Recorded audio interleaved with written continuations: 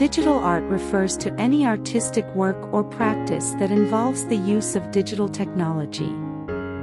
This can include a wide variety of mediums, including digital painting, graphic design, animation, video, and more.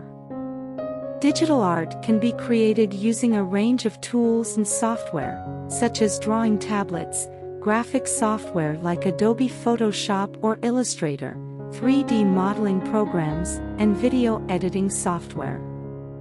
Artists can use these tools to create works of art that can be shared and distributed digitally, either online or through other digital media. Digital art has become increasingly popular in recent years, as advances in technology have made it more accessible and affordable for artists of all levels.